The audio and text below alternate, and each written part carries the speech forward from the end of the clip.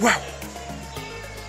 Mesdames et messieurs, bonjour et bienvenue sur Nyonso Bon. En dessous de cette vidéo, tous abonnez, cliquez sur abonner, vous activez la cloche, ne pas manquer tout simplement nos prochaines vidéos. Et si vous voulez faire les dons, c'est très simple. En dessous de cette vidéo, toutes les informations qu'il vous faut pour faire les dons, vous pouvez faire les dons via PayPal et Western Union. La vidéo qui va suivre, c'est une vidéo très puissante qui va vous aider. Alors soyez prêts et ne manquez pas cette vidéo. Et si vous avez aimé, laissez un like pour nous faire savoir combien de fois vous êtes touché. Et bon visionnage à tous. Let's go!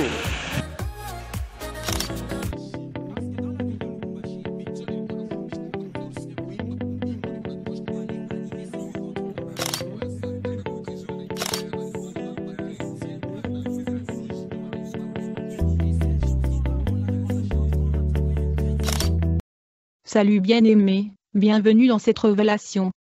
J'étais en prière avec les frères et sœurs quand j'ai entendu le Seigneur me dire de me préparer car il y a des choses à me révéler. En conséquence, j'ai entamé une série de jeûnes et prières. J'étais dans le jeûne et la prière quand j'ai vu le ciel s'ouvrir et le Seigneur descendre dans un escalier. Quand le Seigneur a atterri où je me tenais, Jésus me dit, « Philippe mon fils, je veux te révéler des choses sur la reine des côtes de l'océan Atlantique. » Car elle envoie des choses sur la terre que tout le monde utilise, même ceux qui prétendent être dans le ministère de la sainteté. Quand le Seigneur dit cela, tout à coup je me suis vu sous la mer avec le Seigneur. Aussitôt que nous sommes arrivés dans le monde sous-marin, je pouvais voir beaucoup de barils. Le Seigneur a permis que je voie le contenu de ce baril. J'ai vu beaucoup de barils du sang humain, j'ai vu également des barils des spermatozoïdes, de plus j'ai vu des barils des corps de bébés avortés. Puis j'ai vu des machines à coudre qui fabriquaient des vêtements, des chaussures, des jupes. En fait, ces barils du sang humain, des spermes et des bébés avortés étaient à l'intérieur des usines et industries du textile et des industries de fabrication de vêtements et chaussures qui sont envoyés sur la terre par la reine de côte. Il faut noter que le monde sous-marin fabrique de vêtements et les envoie sur la terre. En effet, les tailleurs, couturiers et modélistes de par le monde qui sont pour la plupart dans l'occultisme voyagent dans le monde des eaux. Ils collaborent avec la reine de côte, mais dans cette vision, ce qui était frappant est que j'ai vu les vêtements que les femmes qui sont dans le ministère de sainteté préfèrent mettre, et donc les dames qui sont dans le ministère de sainteté mettent de jupes et des robes trop longues qui descendent au-delà du genou. À vrai dire, la tenue vestimentaire des femmes des ministères dites de sainteté diffère un peu de celle des autres églises, étant donné qu'elles évitent le haut talon, elles évitent le jupe court, elles évitent également le crème artificiel. Mais cependant, j'ai vu des chaussures conçues par de sirènes qui n'étaient pas des hauts talons, c'étaient des bas talons, c'étaient des jupes longues et les chaussures plates que les femmes des églises dites de sainteté aiment mettre. En effet, les sirènes fabriquaient ces modèles de vêtements puisque ces femmes avaient adopté un différent code vestimentaire, et donc pour les avoir il fallait concevoir des contrefaçons des robes et jupes longues qui allaient au-delà du genou et chaussures plates. Le Mami Wata savent que les femmes dans les ministères dites de sainteté évitent le jupe court, le haut talon et les crèmes artificielles. C'est ainsi que dans ces industries sous l'océan, les ouvriers de la reine Atlantique fabriquent des vêtements dont les dames des ministères de sainteté aiment mettre. Elles fabriquaient aussi des défrisants et des crèmes naturelles utilisées par ceux qui aiment s'habiller de façon modeste. Ainsi donc, des contrefaçons des vêtements que les dames du ministère de sainteté aiment mettre sont conçus dans le monde sous-marin afin de les avoir. Dans ce conflit entre les forces du mal et le royaume de Dieu, aucune pierre n'est laissée intacte. Beaucoup de femmes du ministère dites de sainteté évitent le vêtement de mode, elles évitent le mini-jupe et le jupe court, elles évitent le haut talon et le défrisant. Pourtant j'ai vu les sirènes des eaux concevoir les crèmes que nous appelons crèmes naturelles, qui aident les femmes à se peigner et se coiffer, quel que soit ce que les femmes dans ces ministères dits de sainteté tentent d'éviter. Toutefois, j'ai vu les sirènes en train de fabriquer tout ce que ces dames jugeaient acceptable. Elles fabriquaient les contrefaçons de tout ce que nous utilisons sur la terre. Ce que j'ai vu dans le monde des eaux est ceci. La reine de la côte ordonnait aux sirènes et aux travailleurs de tourner les contenus du baril de sang, le contenu du baril de sperme et le contenu du baril de corps de bébé avorté. Par conséquent, les sirènes et les ouvriers se sont mis à tourner les contenus de ces barils. Après avoir tourné les contenus de ces barils, je les ai vus tirer et faire sortir des vêtements de ce baril du sang humain. Elles sortaient des articles comme le crème et le lotion dites naturelles de ces barils de spermatozoïdes et du baril des corps des bébés avortés. J'ai vu les sirènes sous l'océan Atlantique qui sortaient des jupes,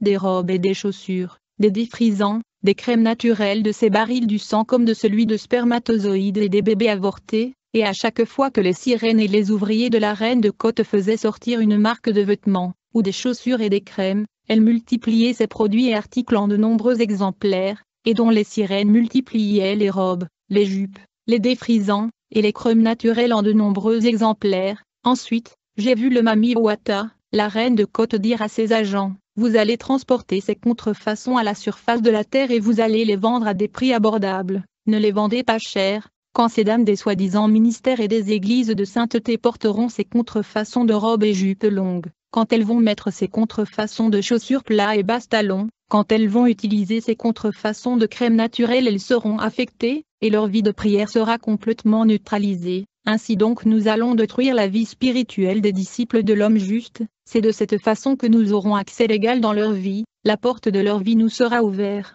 Puis Jésus me dit: Philippe, vous voyez ce qu'ils conçoivent dans le royaume marin. Jésus me dit: dis à mes enfants quand ils vont au marché pour faire les courses, ils doivent être sous la conduite de mon esprit. Cependant beaucoup de mes enfants quand ils vont au marché pour faire des courses, ils se mettent à envier tous ceux qui frappent leur œil. Dis-les ceci: une fois que vous vous mettez à envier les produits et articles qu'il y a au marché, il y a des choses qui arrivent dans la dimension invisible. En effet, les articles et des produits qui sont fabriqués dans le monde sous-marin, qui sont attachés à des esprits qui ont la possibilité de se connecter et même communiquer avec la personne qui les envie. Une fois que les chrétiens envient les produits et articles qui sont au marché, et qui ont été fabriqués dans le monde sous-marin, il y aura comme un champ magnétique qui va lui attirer d'acheter ces articles. Ce magnétisme est comme une connexion et communication entre les chrétiens et les esprits qui sont attachés à ces articles, et donc, ces esprits au moyen de la porte d'entrée de la convoitise vont attirer les chrétiens à acheter les articles auxquels ils sont attachés.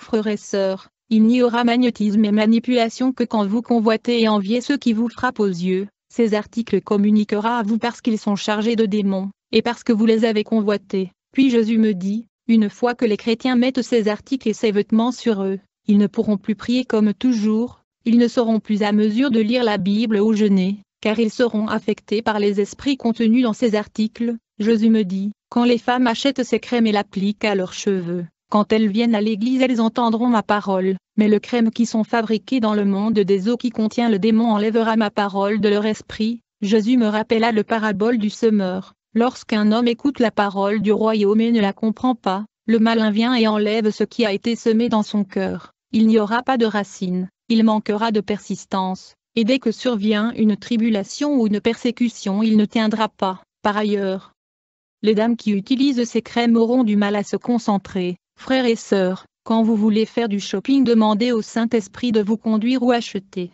car beaucoup des produits sont attachés à des démons. C'est pourquoi beaucoup de chrétiens ne peuvent pas prier, ils ne peuvent pas lire la Bible, ils ne peuvent pas jeûner. Le diable est après tous les articles et produits que nous utilisons sur la terre, et il les pollue et infeste avec des démons. Il est à la base de contrefaçon de tout ce que nous utilisons sur la terre. Le Seigneur nous avertit d'être vigilants. Quand je suis revenu sur terre, j'ai relaté ce vision à mon pasteur.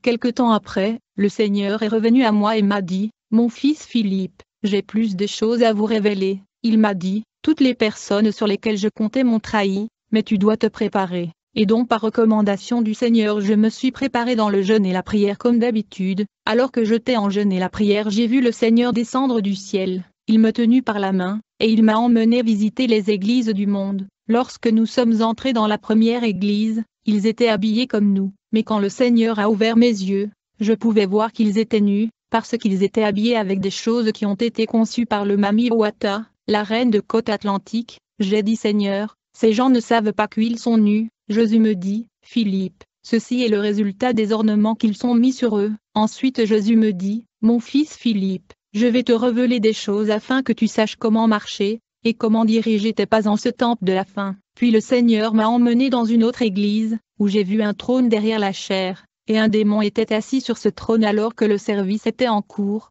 Les membres de l'église ne pouvaient pas le voir, pourtant quoi qu'il fasse était en honneur de ce démon. Ils pensaient qu'il servait Jésus, mais Jésus n'était plus dans cette église. C'est ainsi que Jésus me dit: j'ai déjà quitté cette église, c'est pourquoi ce démon a pris contrôle et a installé son trône dans cette congrégation. Ensuite nous sommes allés à une autre église, mais j'ai remarqué quelque chose d'étrange. En fait, la Bible qui était tenue par le pasteur était achetée. Le Seigneur me dit: ce serviteur tourne ma parole en l'envers afin d'obtenir de l'argent de ce membre. Au lieu de préparer mon peuple pour l'enlèvement, il est après l'argent. Donc il ne veut pas prêcher sur le péché ou la repentance. de peur que les gens ne quittent son église et rejoignent les assemblées où la prospérité est prêchée. C'est ainsi qu'il tord ma parole dans le but de soutirer l'argent de la part de ceux qui viennent à l'église. En conséquence, il les emmenait tous en enfer. Ensuite le Seigneur me retourna sur la terre.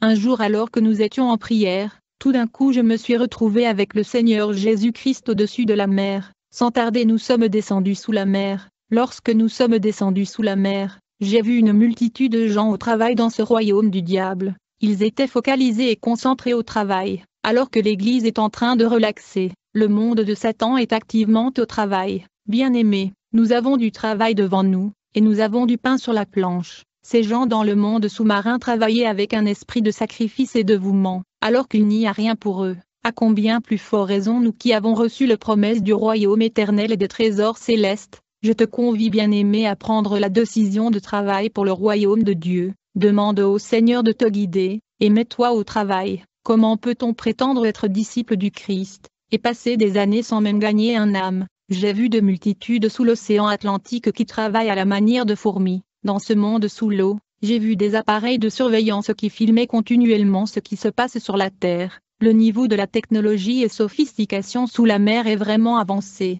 L'ennemi est technologiquement avancé, mais nous avons tout de même l'Esprit de Dieu en nous qui est l'Esprit supérieur. Alors qu'on descendait sous la mer, nous avons vu des gens qui travaillaient dans le royaume marin avec dévouement pour le diable, pendant que les chrétiens ne se fait même pas de soucis sur l'évangélisation et comment gagner les âmes. Bien que le Seigneur nous avait promis des trésors dans le ciel, une fois que nous avons atterri dans le royaume atlantique, j'ai vu la reine de la côte en gestation. J'avais entendu parler d'elle précédemment, mais je ne l'avais jamais vue auparavant. Elle avait beaucoup de cheveux qui descendaient jusqu'au sol.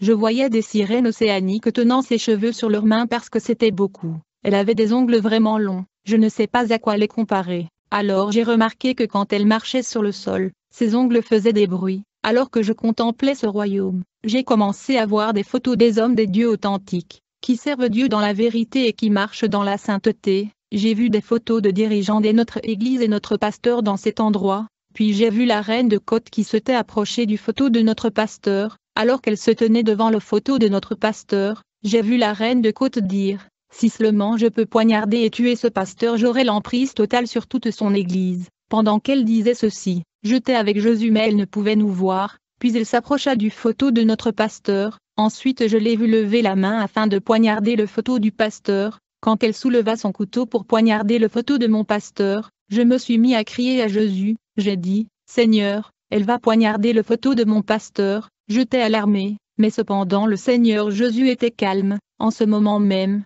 quand la reine de côte était sur le point de poignarder ce photo de mon pasteur, quelque chose se passa. En fait, c'était à ce moment que j'ai remarqué quelque chose. En effet, il y avait comme une force qui arrêtait sa main à mi-chemin. Quelque chose empêchait la main de la reine atlantique et le couteau d'atteindre le photo du pasteur. J'étais là avec Jésus-Christ, mais ces sirènes ne pouvaient pas nous voir. Comme la reine de la côte et les sirènes s'efforçaient de poignarder le photo de mon pasteur, aussitôt j'ai vu Jésus-Christ soulevant sa main en haut, de telle manière que je pouvais voir le sang suinter et couler de sa main, précisément où il a été cloué. Une fois que le sang de Jésus est tombé sur le sol de ce monde mystérieux, quelque chose arriva. En effet, tout le royaume a commencé à trembler, il y avait tremblement de terre et séisme, il y avait un débâcle généralisé dans ce royaume océanique. La reine qui était consternée disait, « Quel genre de sang est ceci ?» Il y avait des destructions et des dégâts énormes résultant de ce trépidation et secousses. En conséquence beaucoup des structures,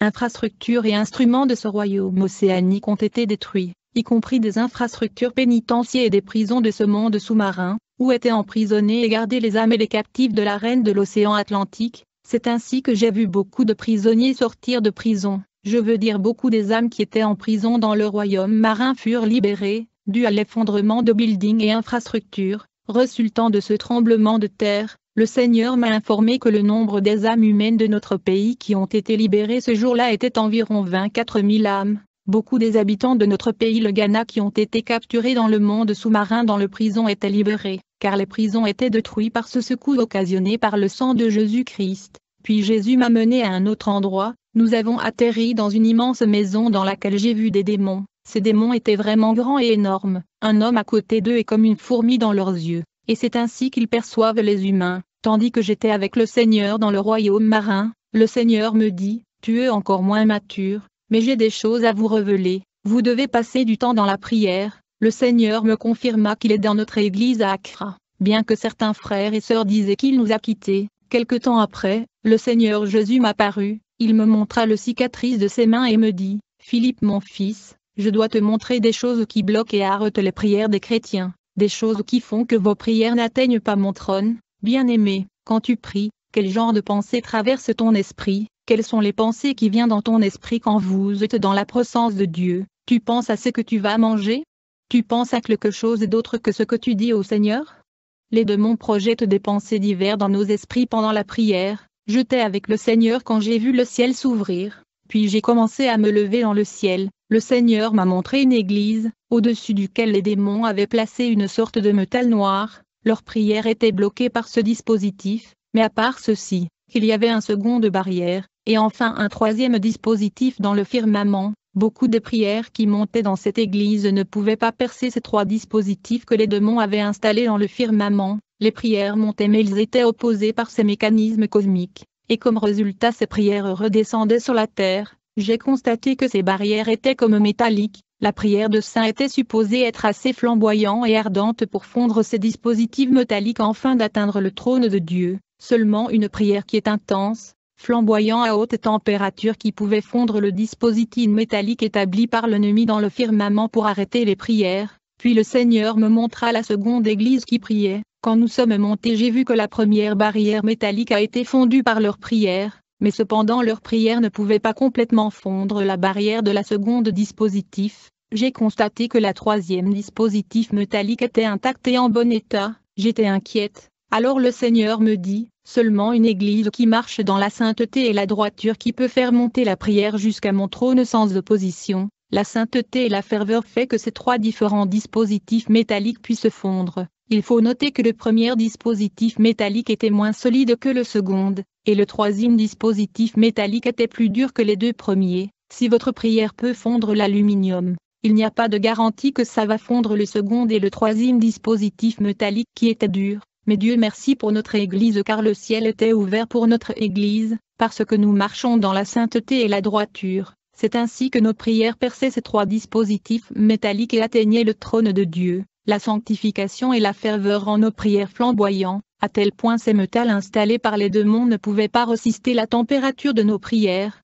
Le diable travaille pour semer le péché dans l'Église afin qu'il arrête nos prières. Comme le ciel est ouvert pour nous, le diable travaille pour nous arrêter. Et donc nous devrions prier sans cesse. Mais souvent quand nous prions, le diable attaque notre esprit avec les pensées d'inquiétude de ce monde, afin que notre prière ne puisse pas atteindre le Seigneur. Le Seigneur me révéla que chaque enfant de Dieu a un canal ou trajectoire de prière, chaque couple ou famille a un trajectoire de prière, et chaque église a un trajectoire de prière. Il y a des enfants de Dieu qui ne marchent plus dans la sanctification, en conséquence leur trajectoire de prière est bloquée. Mais quand ils vont à l'église, leur prière peut monter jusqu'au trône de Jésus, grâce à la trajectoire de prière de l'église. Leur prière peut aussi monter au ciel grâce à la trajectoire de prière de leur famille. Ainsi un chrétien peut bénéficier de la canal et trajectoire de la prière de son église ou sa famille, bien que la trajectoire de ses prières individuelles est bloquée à cause de la manque de ferveur ou de sanctification. En effet, quand nous prions en groupe, il y a un grand canal et chemin par lequel nos prières montent vers le Seigneur. Quand nous prions en famille, nos prières passent par le grand canal et trajectoire familiale. Quand nous prions dans nos églises, nos prières montent grâce au canal et trajectoire de prière de l'église. Mais lorsque vous priez seul dans le lieu de travail ou à la maison, vous aurez à utiliser votre canal ou trajectoire de prière individuelle. Le Seigneur me dit que la vie chrétienne va devenir de plus en plus difficile que dans le passé, car les démons et leurs maîtres multiplient des tactiques et résolutions. Ils utilisent la technologie, les habits, la nourriture pour affaiblir les chrétiens. Le diable utilise tout pour tenter les gens. Le Seigneur dit dans le passé il y avait l'occultisme mais il n'était pas aussi puissant qu'il est maintenant. Le diable envoie des pensées quand nous prions et quand nous lisons la Bible. Tu dois les renvoyer immédiatement, ne les pense pas ou ne les accepte pas. Un jour pendant que nous étions dans un veillée de prière, le Seigneur nous informa qu'il y avait aussi une réunion qui était en préparation dans le monde spirituel. Ceci était un sommet mondial de satanistes et des démons. Cette réunion était en préparation alors que nous étions en prière. Le Seigneur est venu et m'a recommandé d'entrer en jeûne et prière car il avait des choses à me révéler. Il me dit, Philippe, je veux te montrer des choses. c'est pourquoi tu dois te préparer dans la prière. C'est ainsi que j'avais entamé 3 jours de jeûne et prière. Ce sommet satanique dans le royaume de Lucifer était contre les églises authentiques y compris notre ministère. Alors que j'ai prié et jeûné pour me préparer comme Jésus me l'avait demandé, j'étais devenu faible physiquement. Alors, mon pasteur me dit, Philippe, bien que tu es faible dans le monde physique, ton esprit est devenu fort dans le monde spirituel. Ainsi donc, bien que physiquement j'étais faible, j'avais gagné la force spirituelle par le jeûne et la prière. Nous étions en plein service dans ce nuit de prière. Pendant que nous étions dans ce veillée de prière la nuit, j'ai vu le ciel s'ouvrir, et le Seigneur descendait du ciel dans un escalier, mais j'ai remarqué que le Seigneur était en colère. Il me dit, Philippe, mon fils, nous devons voyager et assister à une conférence internationale dans le royaume de Lucifer.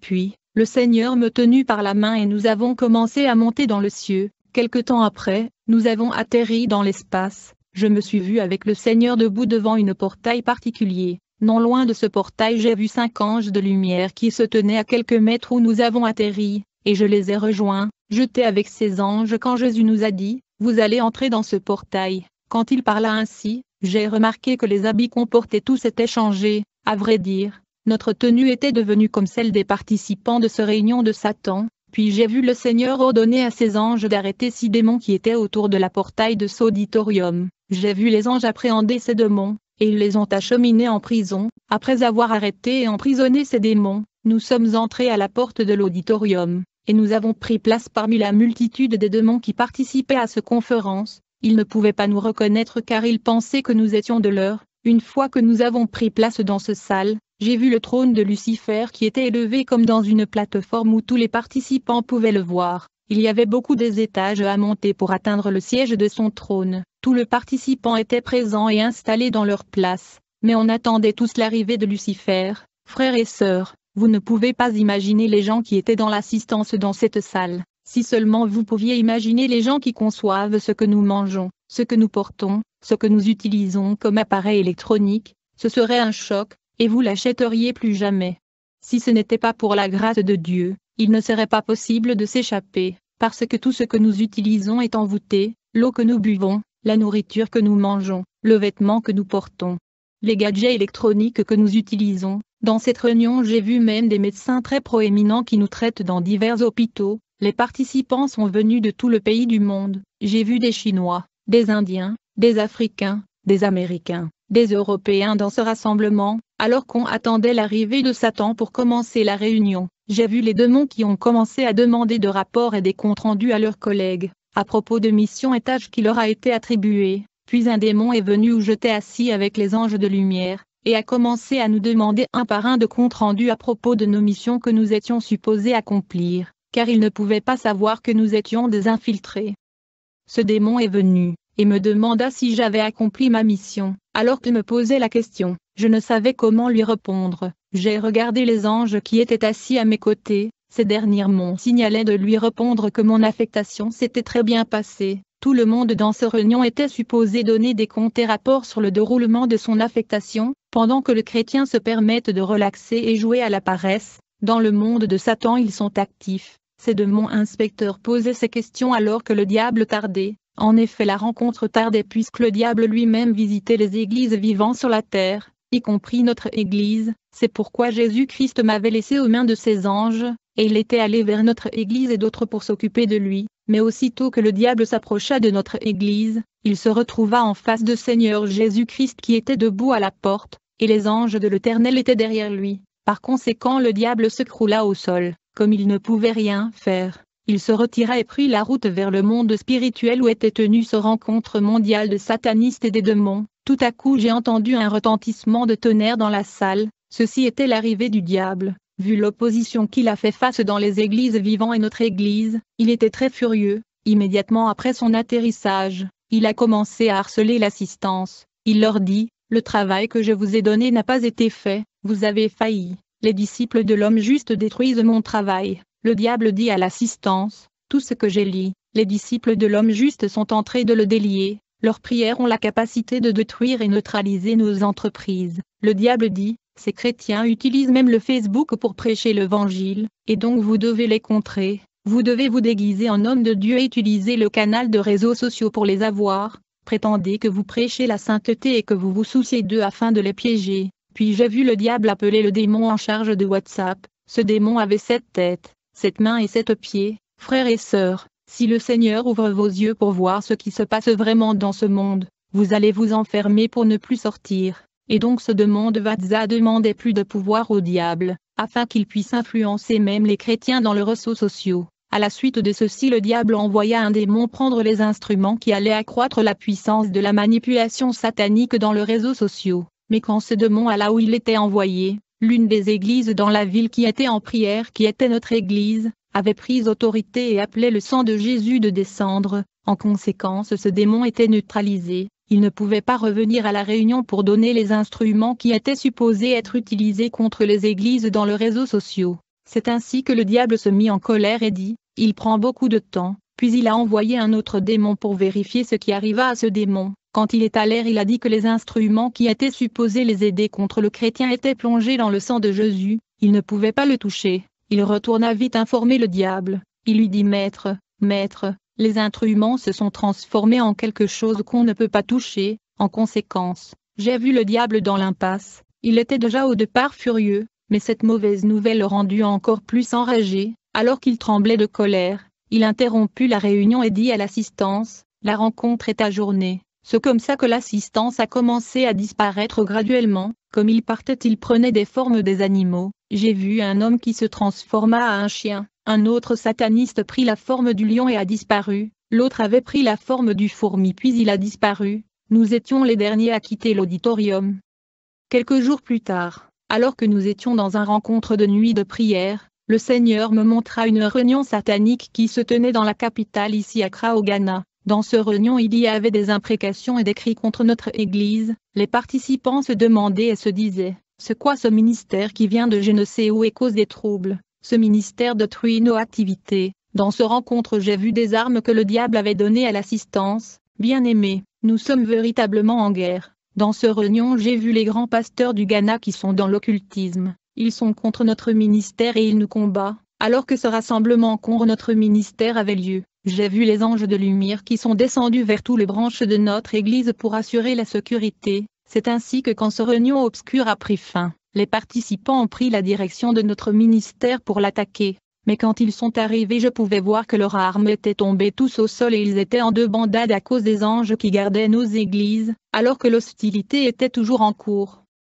Puis le Seigneur me transporta dans une salle où Satan et les démons étaient sur le point d'avoir leur réunion. Je remarque que le diable est plein de fierté. Quand j'ai vu son trône, j'ai remarqué qu'il y avait beaucoup des étages à monter pour atteindre l'endroit où était son trône. Alors que nous étions dans ce salle de rassemblement qui était remplie de démons, j'ai entendu une voix dans l'auditorium avertissant l'assistance en disant « Quelque chose arrive ». Puis j'ai commencé à entendre un son étrange comme quand une voiture démarre. Ensuite j'ai vu quelque chose débarquer dans cette salle devant l'assistance des démons. La chose se transforma en forme humanoïde. J'ai vu une figure humanoïde devant l'assistance de démons. Ceci était l'arrivée du diable lui-même. Frères et sœurs, quand vous voyez le diable face à face, il est vraiment beau. Vous serez surpris par sa beauté. J'ai remarqué qu'il ne voulait pas aller s'asseoir sur son trône, mais il était juste là debout, et il était vraiment en colère. En effet, il tremblait de colère et disait au démon géant, « Je suis très en colère, puisque vous me nervez.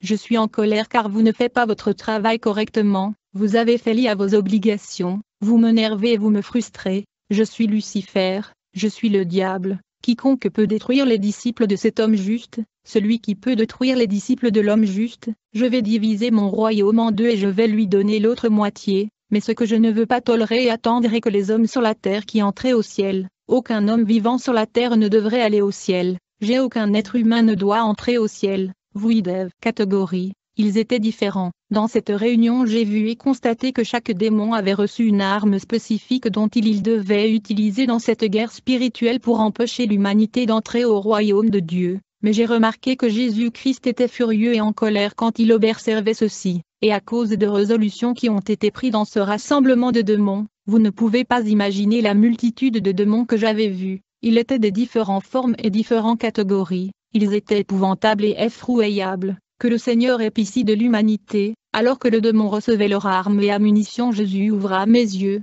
et j'ai vu les anges descendre du ciel pour rejoindre les anges qui étaient à nos côtés. Puis Jésus raison ordonna à l'archange Michaël et l'archangel Gabriel de descendre pour attaquer ces démons. Jésus avait donc ordonné à ses anges de descendre et de disperser ce rassemblement de démons. C'est ainsi que j'ai vu soudainement des anges du Seigneur descendant dans cette réunion. J'ai vu l'archange Michaël et Gabriel atterrir auprès du Seigneur. Beaucoup des anges sont descendus du ciel dans cette réunion. À la suite de ceci les démons fuyaient, il y avait 2 bandades.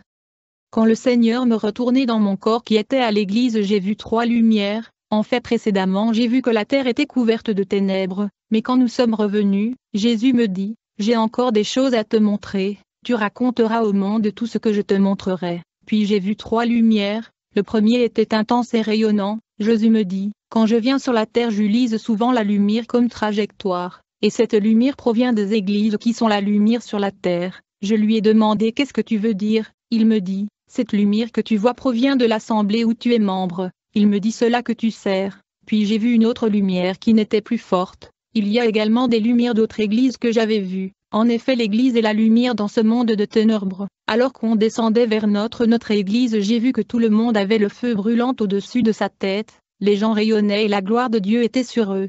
Quand j'étais avec le Seigneur j'ai demandé pourquoi la sœur Folia rayonne intensément plus que les autres. Le Seigneur dit, ma fille Philippa obéit ma parole de façon méticuleuse, raison pour laquelle donc l'onction qui est sur elle est rayonnant. Chaque personne dans l'église avait le feu au-dessus de sa tête qui brillait et brûlait dépendant du niveau de l'obéissance et la relation qu'il entretient avec Dieu.